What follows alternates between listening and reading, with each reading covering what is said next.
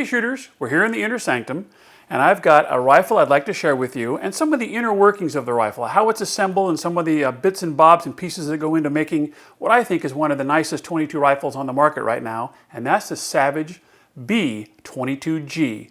What does the G stand for? I don't know what their naming conventions are. I know the B series rifle all are using the 22 in 22 mag or 22 mag or 17 HMR or 22 long rifle like this one is, the rotary magazine. And that's one of the heart of a really reliable gun is to have a quality magazine, and this is a quality magazine. It's the same one they use in their autoloader, runs very well, and I'm very happy with how reliable that gun is with that magazine. But let's get to this rifle, and this is a bolt action rifle, B22G, and I think the G probably stands for G, this is handsome wood. Now they call it hardwood, it's probably beech or something, but it has a really good walnut look and feel. I like the stippling, the little accent pieces, the shape of the fore end, that you can get a hand on it. It's flat enough to use for bench rest use. It's got the front swivel and a rear swivel, nice rubber recoil pad. The stock is, and it's properly proportioned. It's a 14-inch length of pull, so it actually does fit a full-size Irish fellow, and probably everyone in between. It feels good offhand. It weighs just about 6.5 pounds. Again, 14.5-inch length of pull. Got a high comb. Something else, you know, guys, I'm really picky when it comes to gun fit. You know, I've written some articles on shotgun fit, and it works the same way with all the rest of the tools in our battery. You want the gun to fit you. You don't want to have to force yourself to fit the gun. And having a high comb on this gun allows you to get, with proper cheek pressure, you have to press your face down, not hard, but just a little bit, to get a good sight picture with the factory iron sights. But most of us aren't using factory iron sights anymore. We're running optics. And this is just balances well enough between the low enough for irons and high enough to get a good cheek weld and eye position behind an optic. And it's also a parallel comb. And what the parallel comb means is that if you level the sights, and if I drew a nice line from this sight to the rear this sight and extended that line back over the stock, the distance from this part of the comb to that line and this part of the comb to that line would be parallel. So as you move your face forward and backward on the comb, it doesn't raise and lower. If you look at pictures of various rifles, especially European rifles, they slope tremendously to the rear. And there's a reason for that. We don't need to go into that. But this has got a parallel comb, and that's a feature I really like. So we've talked about the stock, the ergonomics, how well it fits, how handsome it is. Oh, it's got a palm swell. I don't know if you can see that on camera. Maybe the overhead view will show it. Let's see if I can see the overhead view will show it. But it's got a palm swell right here on both sides. So it's ambi in that regard. It actually fits into your hand and actually fits like well, kind of like some high-end shotguns have a palm swell. Again, ergonomics are great. It's a handsome gun and it shoots. Ready? Check it out. Now, this was something I took out shot earlier at the range. These are, I have 1, 2, 3, 4, 5, 6, 7, 8 5-shot groups. Actually, they're 6-shot groups. And because I want to take the human factor out as much as I can, and I can't always trust myself to shoot the best groups in the world, I shot 6 rounds, and then the actual values you see here are for 5 of those 6 shots. So with Ultra Match, we averaged under an inch. With the Auto Match from Federal, a little over 1.5 inches. With the American Eagle, the bargain basement red box American Eagle, we averaged under 1.5 inches. And then with Federal, what they call AR Tactical 22 long rifle, we averaged about a 130.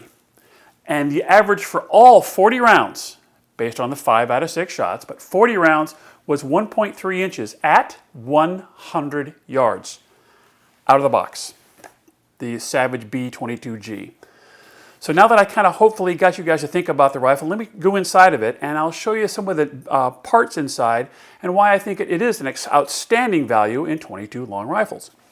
I got a handy magnet here so we can go over and see what's steel. Well, yeah, the barrel's steel, of course. The receiver is steel. There's a nut in between the two. I don't know if the overhead view will show it or not, but right here, there's the receiver, the barrel, and this little piece here, there's a part line right there. That's actually a Savage barrel nut. That's the same kind of barrel nut in application as you'll find on their centerfire rifles. From what I can tell, I haven't taken that part apart, I believe the barrel has a smooth shank and it fits very should fit very well into the receiver, and the barrel nut actually pulls it in straight. As opposed to having a hook or a fork or something on the bottom, this is a really nice setup. And if you really are absolutely more nuts for accuracy than that, and you want to change out a barrel, this platform lends itself to that modification. Again, steel barrel, steel receiver, steel barrel nut, steel mount bases, scope mount bases. I'm surprised. So many of them are aluminum. Just everybody uses Weaver, and they're aluminum, but these are Weaver steels. That's pretty cool. Oversized bolt handle, pretty nice, and it's one piece. It's not screwed on the end, it's one piece. Nicely knurled, again, oversized. They recognize that there's the precision rifle series is driving, or precision rifle shooting is driving a lot of the market, and for good reason. It's actually a really fun game. The AccuTrigger is readily apparent right here. This one breaks at 1 pound, 12, 13 ounces, right out of the box. This is not a shill gun. This is not something special sent to me by Savage. And it breaks beautifully. I'm really happy with the AccuTriggers. They work really well. And again, nice little accents. So let's go ahead and get into the meat of the matter. Take this thing apart. So I'll either do a little, I might jump cut, or I might do a little speed up to show you before you aren't watching me take the thing apart.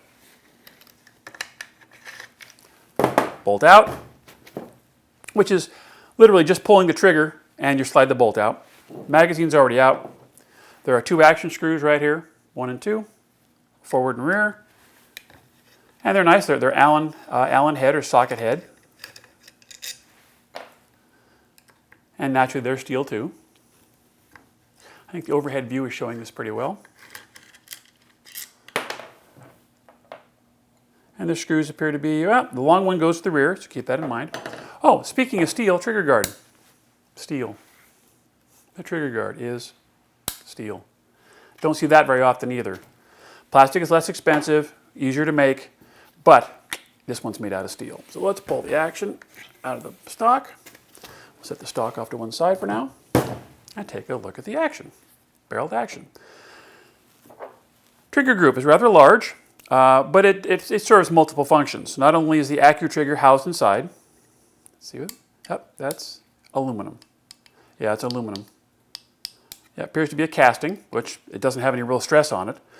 So there's your AccuTrigger setup, and I wouldn't call it user serviceable by any means, but if you're above average Joe, you might be able to take it apart and take a look at it. But there's really no need to. They have this open socket right here. If you can see that on the camera, I hope you can. This open socket right here allows you to actually lubricate the sear engagement points right there. Let me put a light on it for you, maybe that'll help. I think that'll help. So there's an ability to lubricate right there by popping it out of the stock if you need to. I haven't done anything to this gun other than pop it out of the stock, give it a wipe down, draw a patch through it, and screw it back in. Speaking of screwing it back in, there's your front mounting your action screw hole and your rear. And then this is actually a mounting screw that mounts the trigger group in place, or the trigger housing in place onto the receiver. And what's really neat is if you're talking about pillar bedding and things like that, well, I don't know if I'd go so far to say this is pillar bedded, but I don't know how else to describe it. Right here on front, that element right there, where the front action screw goes in, it is, in fact, steel. And it goes all the way through to the other side. So what you have is the equivalent, or in fact, a pillar. A pillar. It's a bushing that the screw fits through, but instead of compressing the wood when you tighten up the action screw, you're actually pulling this pillar into contact with the receiver, front and rear. I think that might lend to its accuracy. Again, proof is in the pudding. So, quality stock, quality barrel. I believe it's button rifled. The 22s are all button rifled. It's 21 inches long. Kind of a thin profile, but it's a 22, and if it shoots well, I don't really care how thick the barrel is. So what we have here is, from every indication, a nicely thought out, well-built, quality, adult-sized 22 rifle that's capable of minute to minute and a half accuracy at 100 yards. I'm looking forward to doing some more testing further out. I ran it today with an 8-power scope. And again, more power doesn't necessarily translate into better groups. more patience maybe, better trigger finger, more educated brain lends to better groups. But I'll probably put a little more powerful scope on there and take out a wider variety of ammunition that I had with me today and really ring this thing out. So I'm thinking we have a quality unit here. Again, bolt, steel, steel, steel, steel, all the way across. Smooth operating, works really well, no problems with reliability. I put a few hundred rounds through it over the course of today, just playing with it. I really like it. I think you will too. So when you get an opportunity, check out the Savage B22G for gorgeous wood rifle. And what I'm really looking forward to is they making a 16.5-inch barrel threaded model, suppressor ready. So all the SR series you see on the Savage line, the SR stands for suppressor ready. A short barreled version, heavy barrel version in the same stock. That would be nice. Really nice. All right, guys, I hope you enjoyed this little in-depth look at the Savage B22G rifle. If this is something you'd like to see more of, please let me know in the comment section that you want to see more of this. You know I'm doing this because I want to do it for you. Revenues have gone, and that's okay. I didn't do this for money from the get-go. I did this because I want to share information with you guys. And in this particular case, it helps one of my sponsors, Savage.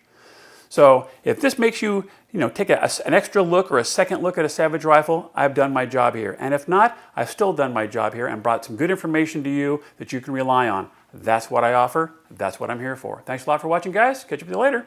Bye for now.